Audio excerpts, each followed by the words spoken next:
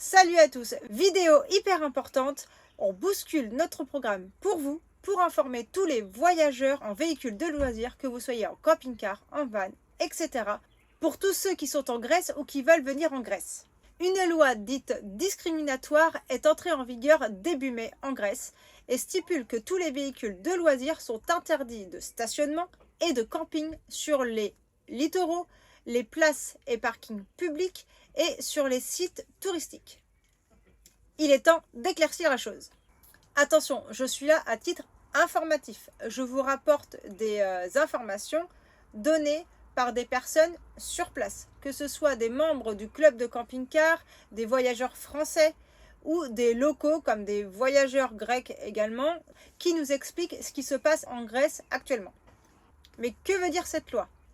Je me réfère au site Camperstyle et à la pétition créée par les commerçants de camping-car, les loueurs et les communautés de voyageurs, de campeurs. Donc je vais vous lire ça tout de suite. Donc les différentes critiques sont: selon les initiateurs, l'interdiction de stationnement s'applique indépendamment du fait que l'on passe la nuit ou non. Donc le simple fait d'arrêter plusieurs véhicules peut déjà être sanctionné par des amendes. Cela rend l'utilisation des camping-cars pratiquement impossible, même pour les citoyens grecs.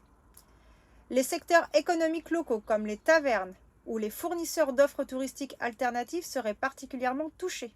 Parce que si vous vous garez juste devant une taverne pour aller au restaurant, vous pouvez vous prendre cette fameuse amende de 300 €, juste parce que vous êtes stationné. Je ne parle pas de camper, je parle de stationnement.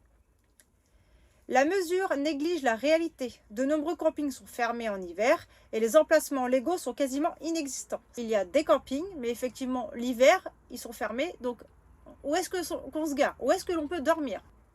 Donc, autre critique, la réglementation n'est pas compatible avec les libertés fondamentales européennes, car elle restreint la mobilité. Sachez qu'un camping-car est considéré comme un véhicule normal, et donc nous avons le droit de stationner, de nous garer comme tout autre véhicule, conformément au code de la route.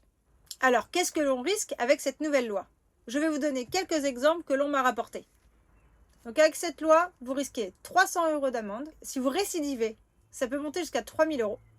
Et si vous insistez encore davantage, vous risquez de la prison. Suite à ma première vidéo sur les réseaux sociaux pour informer de cette loi, j'ai eu de nombreux retours de voyageurs sur place qui en ont fait les frais. Alors je vous lis un premier exemple qui est assez aberrant.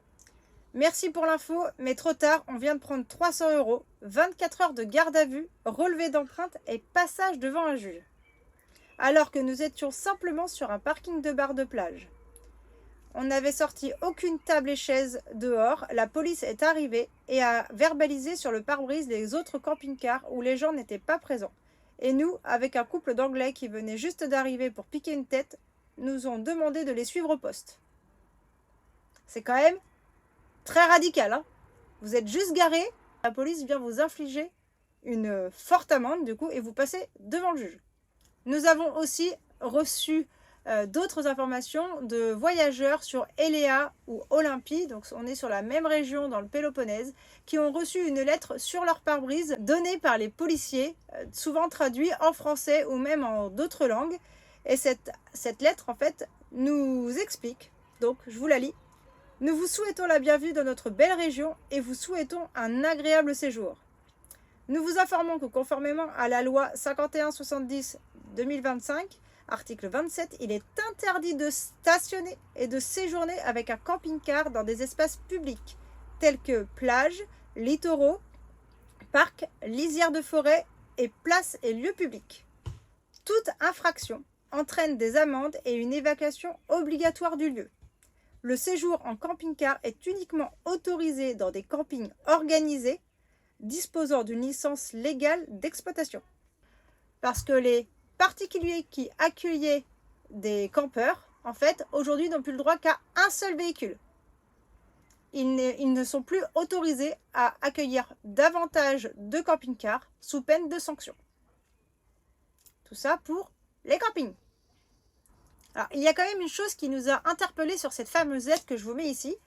Et bien, comme vous pouvez voir, en fait, tout le monde pourrait faire cette fameuse lettre. Il n'y a aucun logo du ministère, de la ville ou même de la police parce que si c'est apparemment donné par la police. Donc c'est une lettre déjà qui ne paraît pas très officielle. Et en plus, sachez que certains nous ont dit aussi que des locaux auraient reconnu des gérants de camping déguisés en policiers distribuer ces lettres.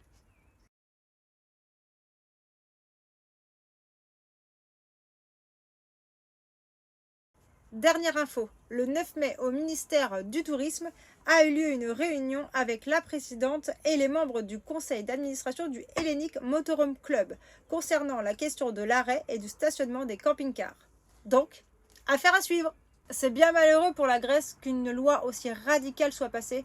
Nous avons remarqué pendant notre road trip en Grèce que les grands spots comme Elea Beach par exemple étaient super propres. En fait, ils étaient entretenus par les voyageurs parce que les voyageurs eux-mêmes faisaient attention à ce que ce site reste propre. Nous, ça fait depuis plus de 10 ans que nous voyageons en camping-car et nous remarquons que les voyageurs en véhicule de loisirs sont très sensibles à l'environnement et à la nature.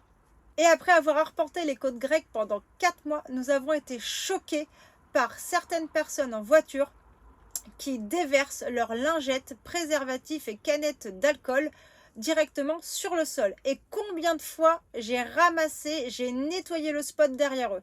Et je peux vous dire qu'ils n'ont aucun scrupule à le faire devant vous. Voilà les informations qu'on avait à vous partager. Nous devions repasser en Grèce, mais avec toutes ces informations, eh bien, nous allons privilégier d'autres pays qui ne nous voient pas comme des nuisibles. Bon voyage à tous, et si vous devez passer par la Grèce, bon courage!